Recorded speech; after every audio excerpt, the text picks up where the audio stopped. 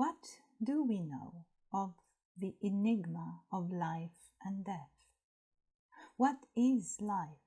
What is death? What we call life is a complex of phenomena like metabolism, growth, and procreation. Life is also existence in time. It is that peculiar feeling that we remain the same as in our youth, but in the meantime have grown into adulthood, matured and burdened by memories. The end of life is death. When we are confronted with death, when even our own death seems unavoidable, the inevitable question crops up. What is the purpose of our existence? And if we are unable to discover this purpose of life in life itself, do we then have to look for it in a life after death, if it exists? These are the questions humanity is struggling with.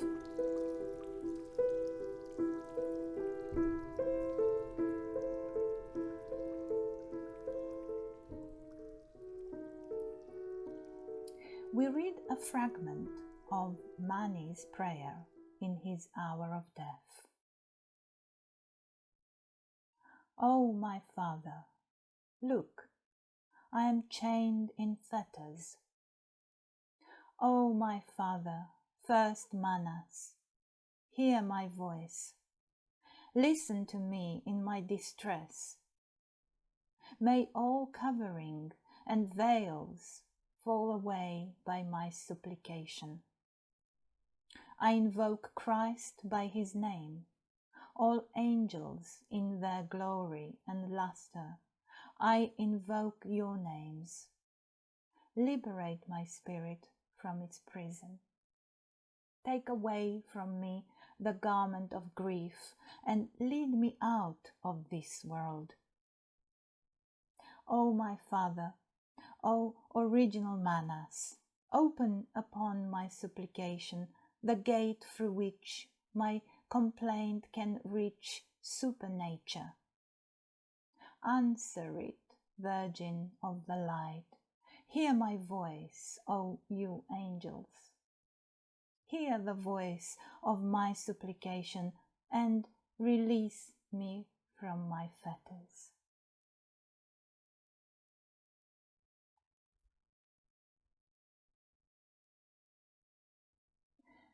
Many people believe in some form of afterlife. How they exactly imagine this depends on their upbringing and religious background. For those who only believe in things that are visible, tangible, and measurable, life naturally stops at the last breath. On the other hand, the traditions of many nations refer to a land on yonder side, or the hereafter, a realm in which the deceased dwell, and that is separated from the land of the living by a veil. Sometimes that realm is considered the final destination, heaven or paradise, in which one can stay forever. Sometimes that realm is seen as a temporary abode, after which a new life on earth will follow. This last view implies that deceased human beings would incarnate repeatedly and hence have many lives. But, friends, could we possibly detach from the idea that the earthly human being is the eternal being? Could we allow the thought to rise up within us that there is something that is bigger than we are, something that does have eternal value, and of which we as earthly human beings are partaking only temporarily. In the universal teachings, this eternal being is called the microcosm. Hermes Trismegistus, the thrice great Hermes, says about this: that is why of all creatures in nature only man is dual, namely mortal as to the body and immortal as to the essential man. That essential human being is the microcosm. When Manny, in his hour of death, says, "May all covering and veils fall away, and lead me out of this world," this does not refer to the physical human being, but to the microcosm. For Manny knows that the physical human being reaches his definitive end at death, but the microcosmic human being can be liberated from the chains of this earth.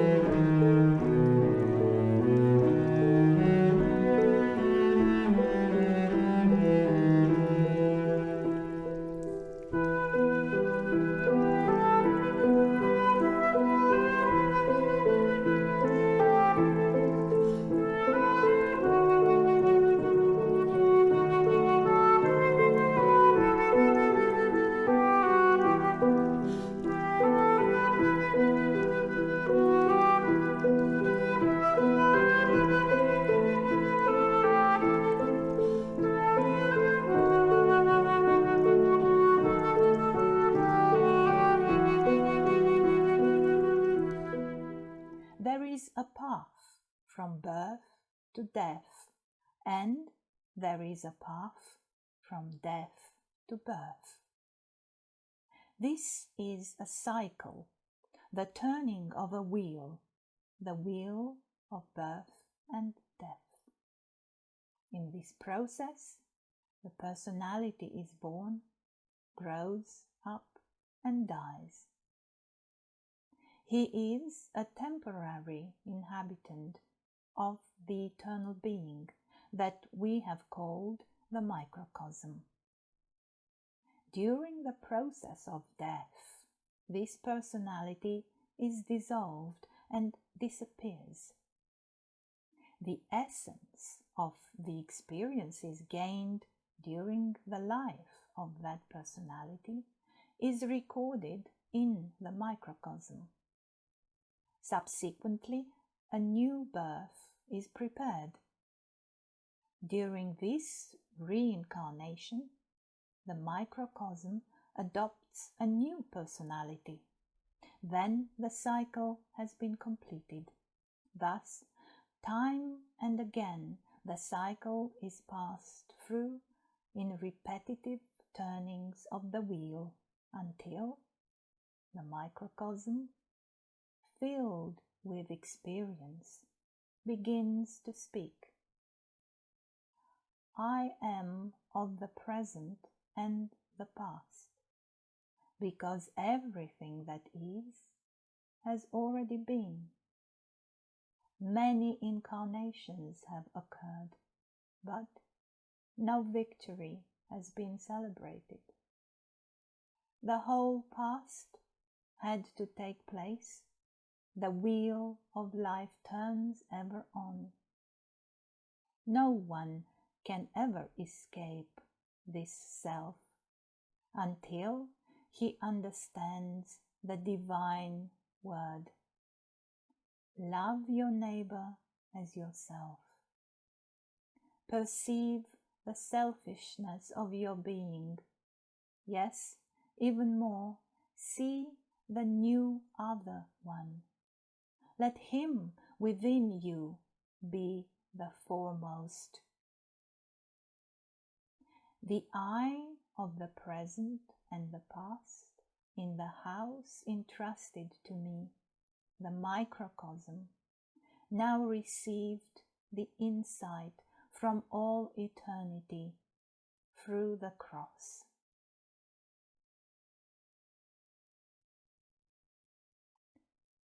The cycle consists of two mysteries.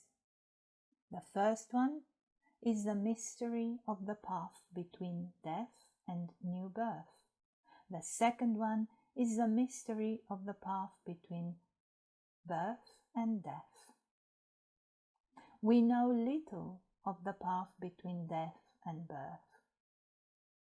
From esoteric sources, we can sometimes learn something of it. Then we read about the etheric and astral fields, about hierarchies, about all kinds of entities, about enchanting heavens, and about frightening realms of hell. But even those authors only lift part of the veil. It seems as if we are not meant to be involved with these spheres while we are at this moment still living between birth and death. Whatever the paths the deceased are walking in that world, they ultimately end at the predetermined point of the cycle, a new incarnation in the physical world, a new start of paths on this side of the veil. We are now standing on that path between birth and death. We do now have a personality at our disposal, with which we have to go the paths of this half of the cycle. Our personality, our individual character, and our consciousness are determined by the experiences of all preceding personalities that have inhabited our microcosm. Thus, everyone can be found on his own path. Our paths may have jagged twists and may lead to strange places, over mountains and through valleys, light and darkness. Life does not leave us untouched. It sometimes leaves deep marks and scars. The path we go is a path of experience. In the world in which we live, we ultimately gain the essential experience that nothing is forever in this world, that nothing possesses eternal value, that sooner or later everything turns into its opposite. Love turns into hatred, light into darkness, happiness into grief. It is a path that sooner or later, in this life or in the life of another personality in our microcosm, will lead to the realization. Freedom, real happiness, true peace cannot be found in this world, neither on this side nor on yonder side of the veil of birth and death. The personality experiences that it becomes bogged down in its efforts in this world and begins to experience this world as a prison from which it wants to escape, and begins to search for a solution. This is what Goethe refers to in the following lines. For a long time, life was a struggle. Finally, I gave it up. The old human being is demolished, and the new one is rising up. If this doesn't suit you yet, dying unto new life, you are a sad companion in earth's dark realms.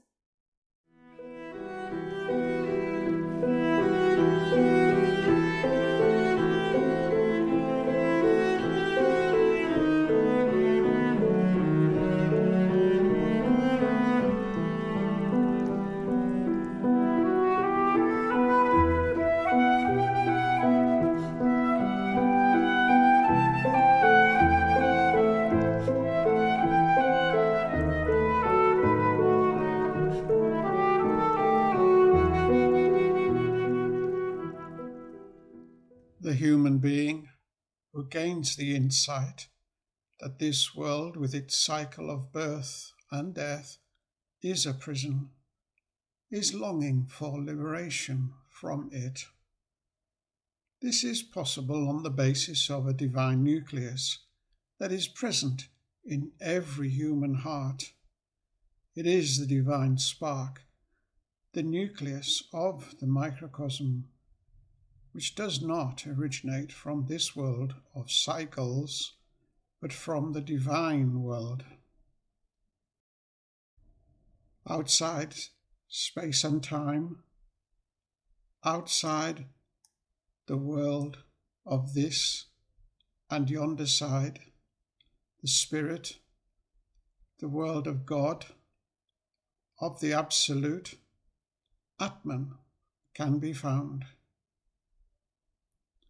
The divine spark in the human being, the spiritual principle in the center of the microcosm, corresponds to the world of God within ourselves. The spiritual principle cannot be manifested in the physical world, in the world of time and space, and is yearning to return to its divine origin. When the personality begins to hear the call of this inner longing and gives up the control from the I, from its own free will, and surrenders it to the divine spark in his heart, then he begins to correspond to his purpose of life. In that case, the process of dying will have a totally different result, because during life the emphasis has been shifted from being directed on material, mortal nature to eternal values. Then another incarnation is no longer necessary, and the microcosm will experience a continuous development free from the wheel of birth and death. Jan van Ragenborg wrote in the book Elementary Philosophy of the Modern Rosy Cross, "We saw that life cannot be maintained here. The repeated immersion in death shows that the great lesson we have to learn has not yet been learnt, and that humanity has not yet begun the process of regeneration. The lesson has to be learned here, because it is the here that gives us the complete threefold personality as to consciousness, soul, and body. It is in this condition that the new body, the heavenly body, has to be built. That is why the human being, the microcosm, is bound to the wheel. That is why death is always followed by the manifestation of a new personality. That is why every manifestation of a new personality constitutes a new chance of liberation for the microcosm. Only when a human being has learned to build his heavenly body and has made progress with it, will the moment come for him that he is liberated from the wheel. Then his death will be a resurrection in the kingdom of heaven, in the divine order.